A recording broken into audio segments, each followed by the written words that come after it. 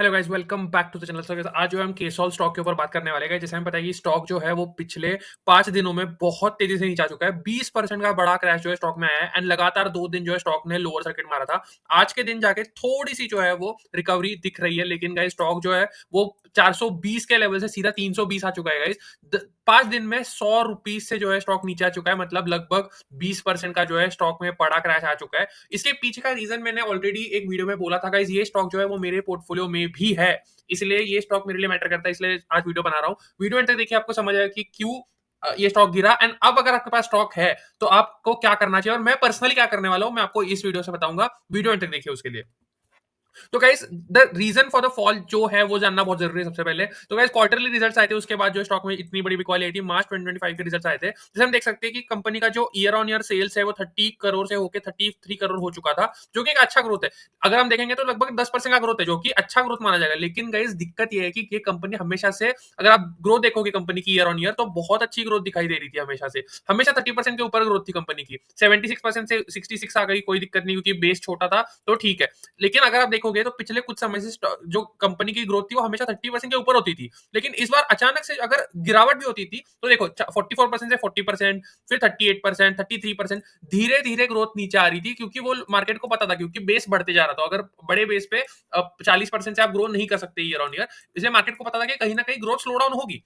और मैनेजमेंट का गाइडेंस भी था कि हमेशा से जो 30% ग्रोथ गाइडेंस मेंटेन करेंगे करके, या हमेशा से मैनेजमेंट ने जो है वो गाइड किया था। लेकिन अगर हम देखेंगे इस क्वार्टर में कंपनी की ग्रोथ 10% से भी नीचे आ चुकी है, सिंगल डिजिट में ग्रोथ आ चुकी है। इस चक्कर में जो है स्टॉक ने इतना खराब रिएक्ट किया। अगर गाइस बस ये कारण एक होता तो भी ठीक था, लेकिन इससे एक और खराब कारण जो है वो ये आया है कि कंपनी का जो ऑपरेटिंग प्रॉफिट मार्जिन है, अगर हम देखेंगे लगातार जो है वो 30 से 40% के रेंज में होता था गाइस हमेशा से, और वो गिर के सीधा आ चुका है 25% के ऊपर। सो गाइस 37% से सीधा आ चुका है 25% के ऊपर। इसके पहले भी ऐसा नहीं है कि कंपनी का मार्जिन कभी गिरा नहीं था। 38% से 37% हुआ, 37%, 37.5%, 3.5% हुआ। लेकिन गाइस इस बार जो है सीधा 12% का फॉल आ चुका है गाइस ऑपरेटिंग मार्जिन में, और उसके साथ साथ जो है ओवरऑल सेल्स ग्रोथ जो है वो भी नीचे आ चुकी है। तो गाइस ये बहुत बड़ा झटका जो है कंपनी को लगा है। इस चक्कर में जो है कंपनी इतनी बुरी तरह से गिरी है। लेकिन गाइस जैसे मैंने कहा था, ये स्टॉक जो है वो मेरे खुद के पर्सनल पोर्टफोलियो में भी है। लेकिन डिस्पाइट दिस मेरा पोर्टफोलियो आज जो है वो फिर भी अच्छा ही परफॉर्म कर रहा है पिछले कुछ टाइम से,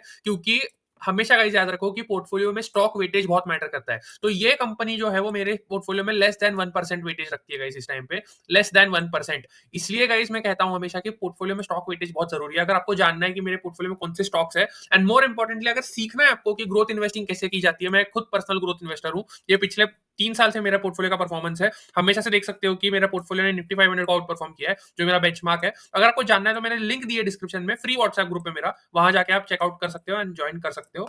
एंड नाउ गाइस अब मैं क्या करने वाला हूँ, ये पॉइंट पे आते हैं। अब ये बहुत इंपॉर्टेंट है गाइस। केसॉल जैसे मैंने कहा था ये मेरे पोर्टफोलियो में भी है स्टॉक। अब मैं क्या करने वाला हूँ, गाइस सबसे पहले जानते हैं कि कंपनी का जो वैल्यूएशन है वो कैसा है। तो गाइस कंपनी का जो स्टॉक का पी है वो 22 का आ चुका है। जब मैंने इन्वेस्ट किया था लगभग 38 के पी पे था। ऑब्वियसली वहां से जो है स्टॉक नीचे आ चुका है, तो मैं खुद भी लॉस में चल रहा हूँ अभी कंपनी में। ऐसा नहीं कि मैं खुद प्रॉफिट में चल रहा हूँ, मैं खुद भी लॉस में चल रहा हूँ कंपनी में।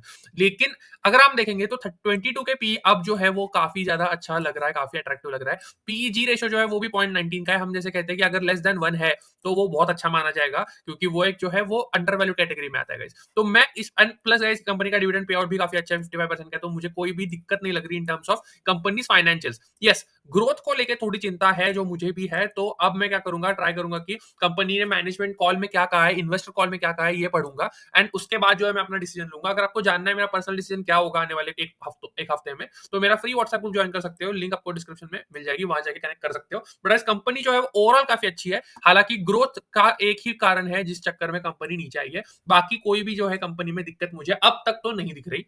लेकिन जैसे मैंने कहा कि अभी तक मैंने कोई डिसीजन लिया नहीं है, लेकिन अगर मैं लूंगा कोई डिसीजन तो मैं अपने व्हाट्सएप ग्रुप में डेफिनेटली अपडेट कर दूंगा। उसको आप ज्वाइन कर सकते हो। Thank you.